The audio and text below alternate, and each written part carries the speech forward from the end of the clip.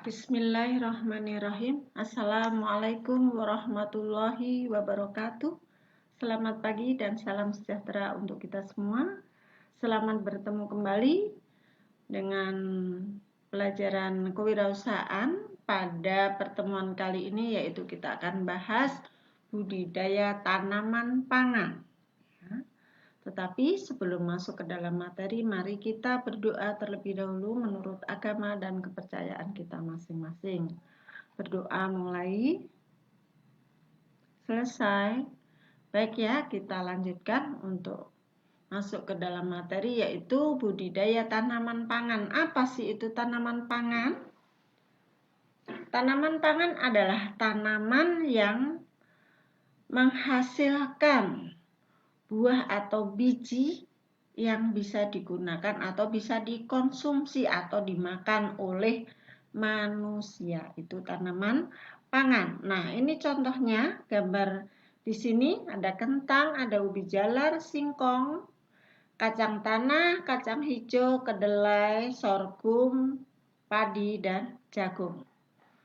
Baik, kita lanjutkan, yaitu yang pertama adalah padi. Padi ini merupakan makanan pokok bangsa Indonesia ya. Jadi nasi yang kalian makan itu adalah dari padi.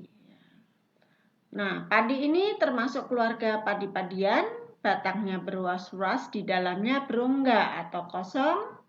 Kemudian tingginya adalah 1 sampai 1,5 meter.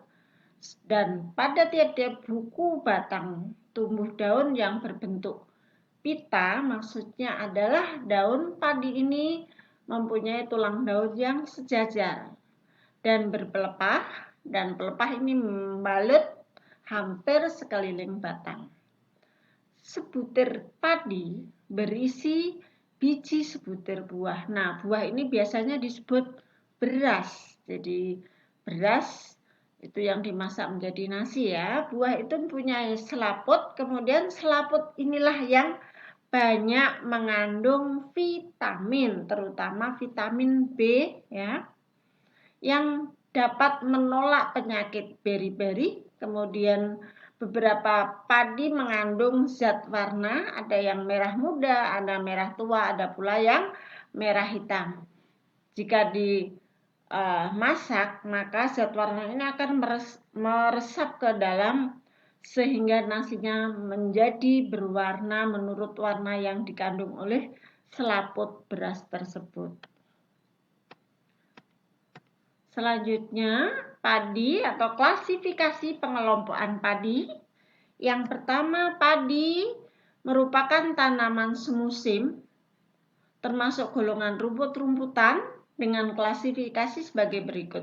Regnum, kingdomnya ya, plantae, ya, termasuk tumbuhan.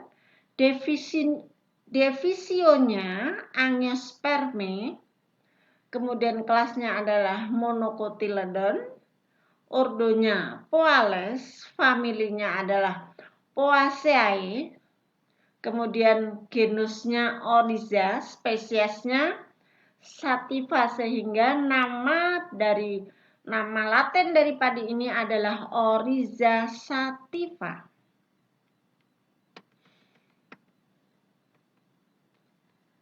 Selanjutnya, tanaman pokok yang kedua atau yang sebagai bahan makanan pokok, yaitu yang kedua adalah jagung setelah padi ya. Merupakan jenis tanaman yang termasuk ke dalam famili Gramineae. Nah, di dalam tumbuhan jagung ini juga menghasilkan biji atau spermatopita, sedangkan bijinya tertutup oleh bakal buah sehingga biji dalam golongan tumbuhan berbiji tertutup atau angiospermi. Dimasukkan ke dalam kelas Monocotyledon ya, berarti monokotil. Ordonya adalah Gramineae dan digolongkan ke dalam genus Zea dengan nama ilmiahnya atau spesiesnya adalah mais, sehingga nama ilmiah atau nama Latin dari jagung adalah Zea mais. Selanjutnya yaitu kedelai atau glisin McL-Merrill merupakan salah satu sumber protein nabati yang penting di Indonesia. Berdasarkan luas panen di Indonesia, kedelai menempati urutan ketiga sebagai tanaman palawija setelah jagung dan ubi kayu. Kedelai dimanfaatkan sebagai bahan makanan, dibuat tempe, tahu, kecap, tauco, tauge ya. Selain itu, kedelai dapat diolah menjadi minuman, yaitu sari kedelai, susu, dan kecap. Di samping itu, kedelai memiliki kandungan protein yang lebih tinggi, yaitu 30-40% dibanding kacang tanah yang mencapai 20-30%.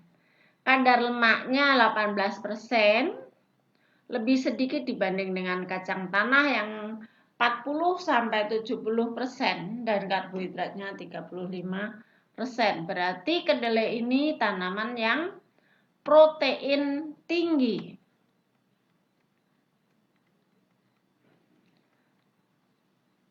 Kemudian karakteristiknya, kedelai dikenal beberapa nama botani yaitu glisin soja atau soja mak. Namun pada tahun 1948 telah disepakati bahwa nama botani yang dapat diterima dalam istilah ilmiah yaitu glisin McL-Merrill ya. Tanaman kedelai umumnya tumbuh tegak, berbentuk semak dan merupakan tanaman semusim. Morfologi tanaman kedelai didukung oleh komponen utamanya yaitu akar, daun, batang, polong, dan biji sehingga pertumbuhannya bisa optimal.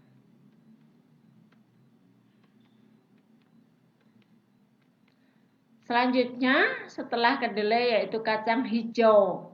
Kacang hijau merupakan tanaman leguminose yang cukup penting di Indonesia. Posisinya menduduki tempat ketiga setelah kedelai dan kacang tanah.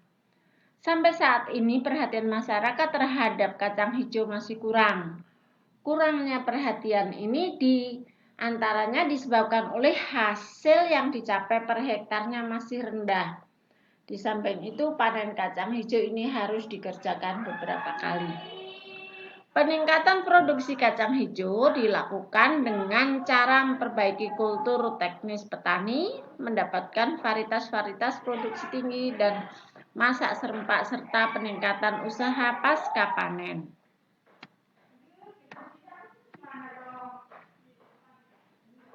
Klasifikasi tanaman kacang hijau. Kacang hijau merupakan salah satu tanaman semusim yang berumur pendek kurang lebih 60 hari. Tanaman ini disebut mangun green gram dan golden gram. Dalam dunia tumbuhan, tanaman ini diklasifikasikan seperti berikut. Divisinya adalah spermatofita, subdivisi Angiospermae, kelasnya Dicotyledon, ordo Rosales, famili Papilionaceae, genusnya adalah Vigna, spesiesnya adalah Vigna radiata atau Phaseolus radiatus. Itu adalah nama latin dari kedelai atau nama ilmiahnya ya. Bukan kedelai, kacang hijau. Kacang hijau. Baik, demikian untuk penjelasan tanaman pangan pada pagi ini. Semoga bermanfaat dan nanti di masyarakat kalian akan bertemu seperti apa sih buahnya ya, kemudian tanamannya seperti apa ya. Itu termasuk tanaman pokok yang dibutuhkan oleh orang Indonesia ya. Baik, demikian saya cukupkan. Walhamdulillahirabbil alamin.